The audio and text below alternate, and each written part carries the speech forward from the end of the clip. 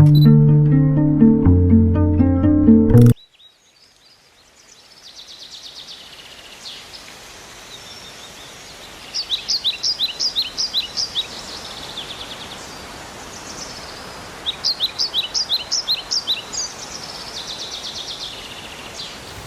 perkenalkan nama saya Nazik Alido Pais dan bersama rekan saya Koirus ya Bapak Priandi.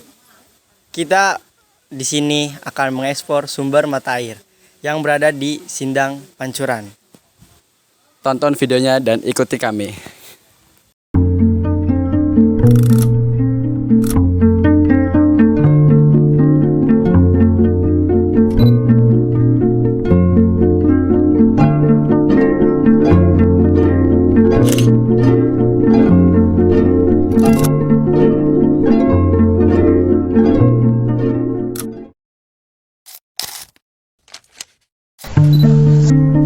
Sindang Pancuran merupakan sumber mata air yang memiliki 7 buah sumber mata air.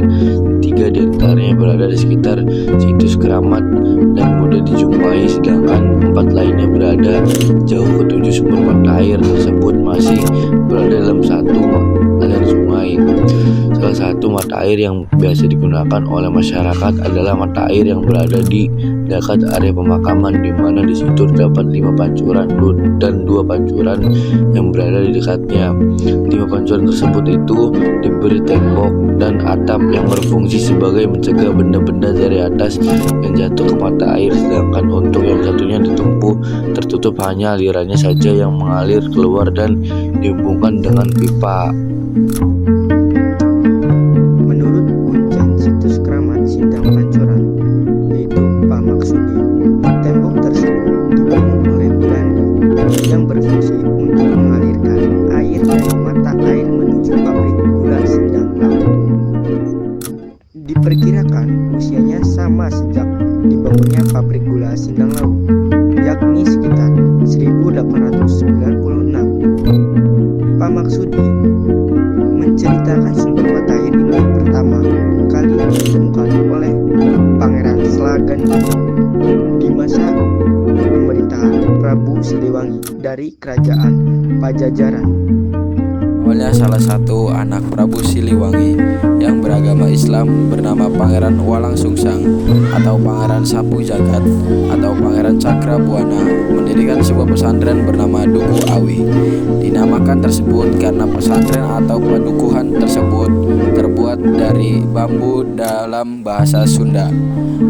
Duku Awi digunakan sebagai tempat bermusyawarah.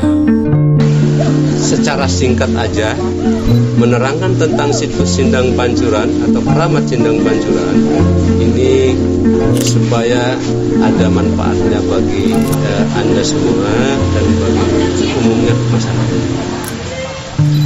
Sejarah Sindang Pancuran itu berasal dari kerajaan. Kerajaan apa?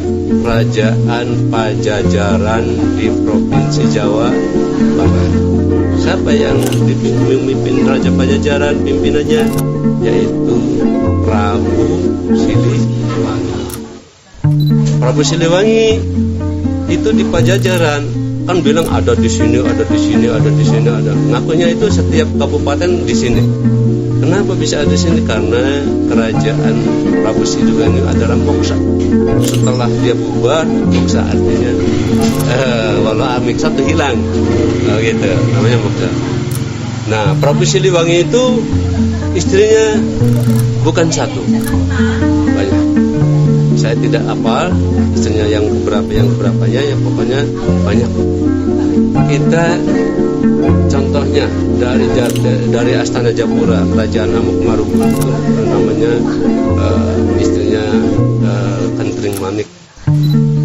Ada yang dari kita menerangkan tentang yang santrinya Syekh Korotul Karawang yang namanya Subang Larang. Prabu Siliwangi sudah mempunyai istri, dia ingin mencari istri lagi, ketemu dengan Subang Larang. Itu santrinya Syekh Korotul Ain atau Syekh Hasanuddin Karawang.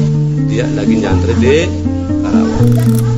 Dia menanyakan bahwa ini itu cantik putih kuning, langsing, dan cantik. Itulah Subang Larang itu.